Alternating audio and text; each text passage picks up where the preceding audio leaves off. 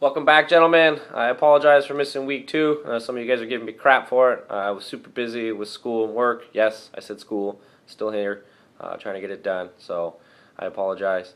I won't go over what happened week 1. We've already checked all the fantasy news and whatnot, and we're already kind of already on a week 3.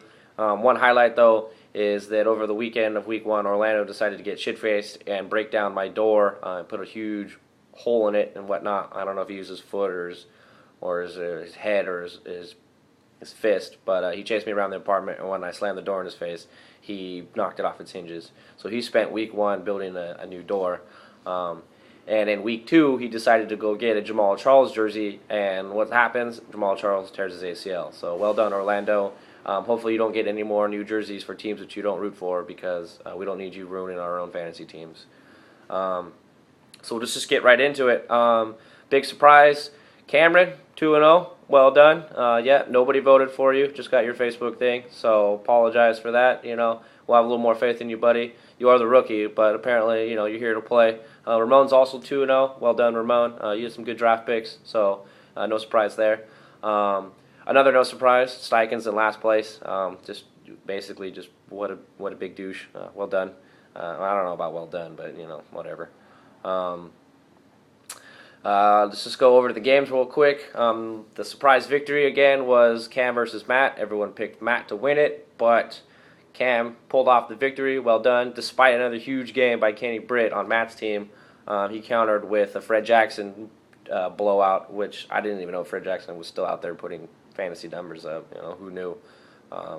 So whatever with that. There was Hal versus Ruben. Hal took that win. We all remember, Arian Foster went overall number 1 to Ruben. I guess that, looking back now, that's a pretty crappy pick. We all thought he was going to blow, and he's holding up to that prediction. Ramon was versus Sean. Apparently Tom Brady's just going to go for 1,000 yards and 15 TDs like every game. So apparently Ramon's going to pull off some more wins with that. The Jets' offense is producing. I told you needed to get touchdowns, and so you can get fantasy points, so you can get fantasy wins, and you're getting touchdowns, and you're getting fantasy points, and you're getting fantasy wins. So nice job, Ramon.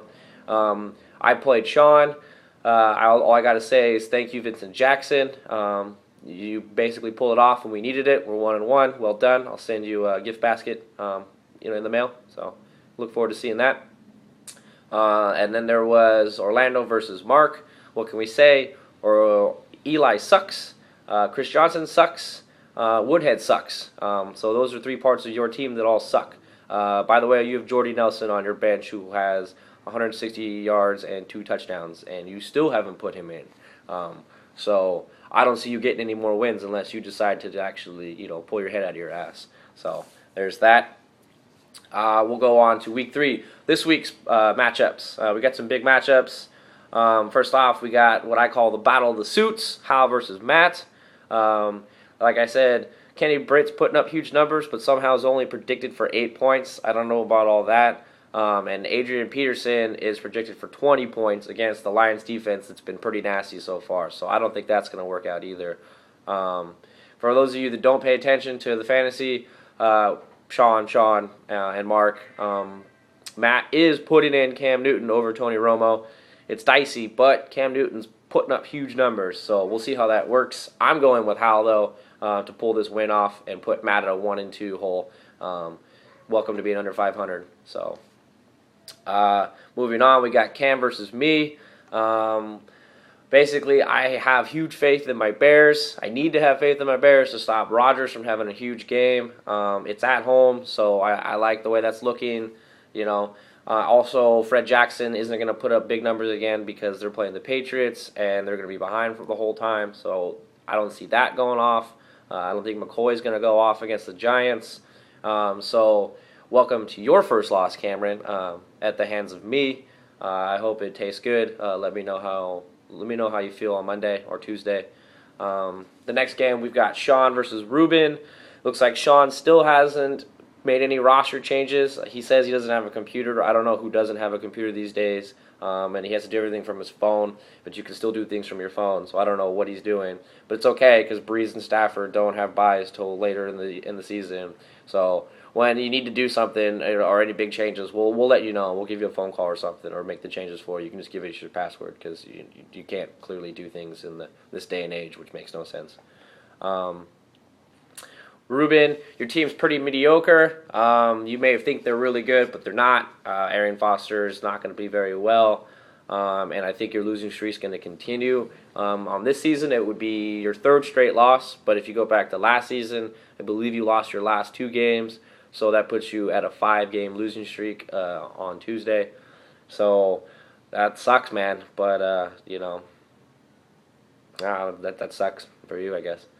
The next game, we've got Orlando versus Ramon. Like I said earlier, Orlando, you still have Woodhead in. So I mean, you already know where this is going. You're not going to win this game. Chris Johnson isn't going to get 15 points. And Ramon has Tom Brady, which is, he's got Tom Brady. And we all know where that's going to end up. 500 yards, 5 TDs, something stupid like that. So I think Ramon's going to keep the winning streak going. And he's going to be all alone at 3-0. So we'll see what happens with that. And lastly, we've got the battle of who wants to get kicked out of the league. We've got Mark versus Steichen.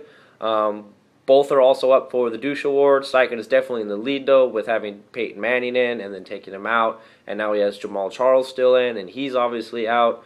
So I don't even know why you're in the league, why we decided to kick Kyle out or kick Bobby out to have you in here. You're not paying attention. I think if you pull another one of these little stunts, we should revoke your birthday invite to Vegas for house birthday. That's just my suggestion. I'm just saying. But Mark is making a good case for the Douche Award too, because he still has Malcolm Floyd in. So we'll see how that works out. But I'm pretty sure, and we're all pretty sure, that Mark's going to pull this win off. That about wraps it up for the games. Basically, some of you didn't vote last week. Some of you haven't voted this week. So please put in your votes for the games. Even though most of you aren't going to make it to the championships, you might still win some money by predicting right. Don't sleep on Cameron. Apparently, he's making some moves. And just vote against every one of Steichen's games. That's about it, boys. Make some bad decisions over the weekend, and I will see you next week.